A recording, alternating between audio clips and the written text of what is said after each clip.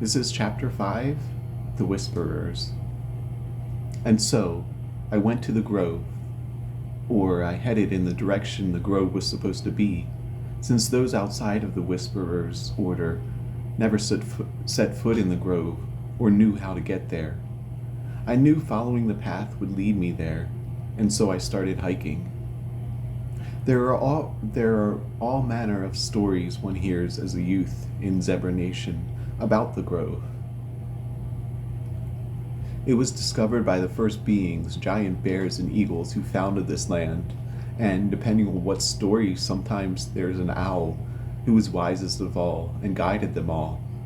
This grove, it was located above, or perhaps near, a sacred spring. It was the place where Morning Field met and made a truce with the animals at the founding of Zebra Nation, at the most sacred of all sacred trees, the one at the heart of the living forest. I don't know if any of these stories are true, but after a few hours of walking, I find signs that alert me that I am now in the grove. I knew it was the grove because I remember hearing stories my mother would tell me about her time there, about the tall trees, about the huts and meditation circles and labyrinths, about the monk-like daily life. I had great expectations about what the grove was going to be. The grove, however, is not what I expected it was. A small musty slough of half-dead trees and stone huts, presumably built from the boulders that dot this section of the forest. There are a lot of young trees, a lot of down trees, and a lot of junk and trash piled in the marsh everywhere. I am as quiet as a banana mouse as I scout out the grove. The air is thick and musty. Decayed plant material lay everywhere, along with old blankets, talismans, candles, furniture, and various other things that were used and discarded. How can the Whisperers live like this, I wonder to myself. After walking for a few more minutes, I find tall trees, huge ferns, and get the distinct feeling of being in a very old forest. Still, I find no human for full sun's turning. Finally, I do see someone, but they are muttering to themselves behind a very old tree, bent in an unnatural slouch, staring at nothing and drooling. I walk closer to see their eyes are glazed over and their pupils dilated. I wave my hand in front of them and they move a bit but don't really seem to see me. I check their pulse, fast but not unusual. I continue my search. Another few minutes pass and I find two more people, eyes glazed over, similarly unresponsive. I'm heartbroken for these people, but the more I walk, the less certain I am that I will find the answers I am expecting here. I walk for another mile and a half, finding nothing, and turn around. I'm just starting back on my way back east, back home, when a butterfly catches my eye. She dances in the sun and leads me to a huge rock. I remove some dirt and moss from the rock to see some drawings and some words written on it. The Whisperers are a lie, it reads. I smile to myself. I was beginning to suspect as much. Is this what my mother was running from? Some dark secret? Is this why they killed her? She was a Whisperer, after all.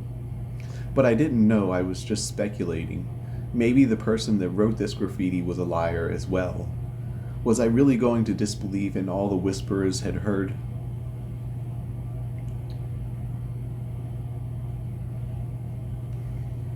And all they had done?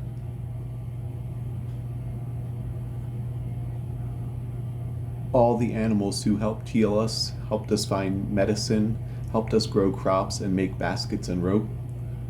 No. Maybe they're just messy people.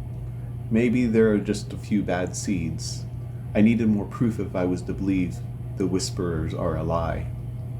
I remember, I felt embarrassed that I was even here, searching, that I was questioning things.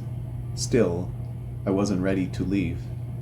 I sat down and a squirrel suddenly appeared next to me on the road. Suddenly appeared next to me on the rock I was sitting on. I saw where his head was pointed, and knowing that animals can guide us to greater truths, followed his gaze toward two hooded figures approaching, and I thanked him quietly and then hid behind a rock. I had heard tales when I was younger about the sentries, the guards who kept the outsiders out, but who also patrolled a few places within the forest to keep secrets safe, and my heart began to race as they approached. I could not see their faces, and it occurred to me that I had no idea what sentries looked like. Luckily, as these hooded figures approached, I noticed the outline of a smile and I breathed a sigh of relief. The two hooded figures were laughing and giggling, probably two young new whisperers, not sentries. I finally did it, one said. I talked with the eagle and her children. It was so beautiful. What did they say? The other asked. The first girl giggled. She told me stories of her family, about the old forest. Wasn't what I was expecting. She seemed very concerned and told me to be careful of poisonous frogs. The other girl giggled. Poisonous frogs? Why didn't she say something helpful or talk about history or the future? The first girl became serious. She was just trying to be helpful, she said. I think a lot of animals are simply pragmatic. You're right, the second one said. I shouldn't be so harsh. It's just there's so much pressure to perform, to find some deep truth to help our community. I wish we could do this without having to be drugged up while we do it. They say it's for our safety, the other replied. But I hate it too. It doesn't seem to make sense. I can understand so much more when I am not all clouded. I know, the second said, but we have to have faith. We live in paradise, Viv. You're right, Vivid said. I just wish it was different. It's the only way, the other said. Now, let's find a quiet place to sit down. They started talking about crushes and the weather and all sorts of boring things. I listened to them for a while as they walked and talked, but I couldn't hear any more eventually. And then I began to retrace my steps out of the grove. As I did, I began to doubt myself. Maybe I could maybe I could wander about a bit more, try to find some more answers. Should I chance it? Hurricane had already warned me not to stay too long, to be careful not to be seen. I wasn't sure what to do. I still had no clear idea why my mother was trying to escape and what she was hoping to find, or what was really going on with the Whisperers. I looked up, however, and noticed how dark it was getting, and knew that I was not going to find my answer today.